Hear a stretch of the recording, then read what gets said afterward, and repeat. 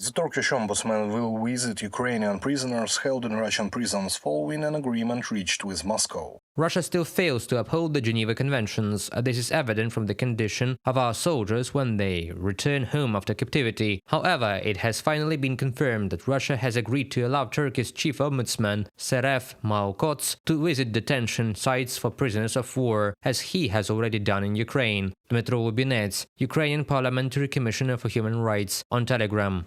Ukrainian soldiers returning from Russian captivity report experiencing humiliation, beating, starvation and torture. Kyiv is demanding that foreign doctors be allowed to examine prisoners of war. However, Russia has yet to permit joint medical commissions to operate, as required by the Geneva Conventions. These commissions could help facilitate the return of severely injured soldiers to Ukraine or neutral countries for care. Ukraine established such a commission in the summer of 2023.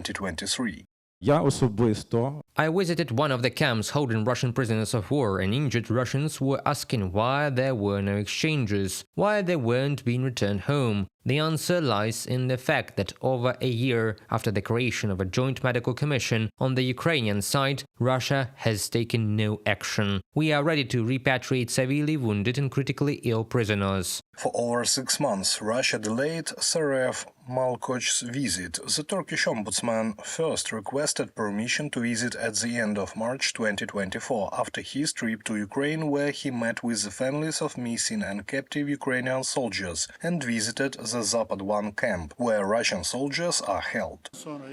I will convey this information to the Russian ombudsman and share my observations. I will request permission to visit Ukrainian prisoners held in Russia. I hope we can achieve this. Afterward, we will consider which camps and prisons should be visited. At this stage, the most important thing is to see if Russian authorities and ombudsman will accept our proposal to visit Ukrainian prisoners. In July 2024, Malkoch reported that Russia was ignoring requests from his office and stated that Turkey planned to raise the issue with the UN Secretary-General. Following our visit to Ukraine, we held an online meeting with Russian Ombudsman Tatyana Moskalkova and sent a letter, but received no reply. I sent another letter to the Russian embassy in Ankara on July 5, 2024. We are trying to establish all possible contacts on this matter. It is not easy, given we are dealing with Russia. Seref Malkots, Chief Ombudsman of Turkey. It remains unknown which specific detention sites the Turkish delegation will visit in Russia or the exact dates of the trip. Malkoch has stated that after his visit, he intends to publish a detailed report on the conditions faced by Ukrainian prisoners, with his primary aim being to facilitate prisoner exchanges. Reported by Serhiy Kulias, Valeriana Kapelova, UATV News.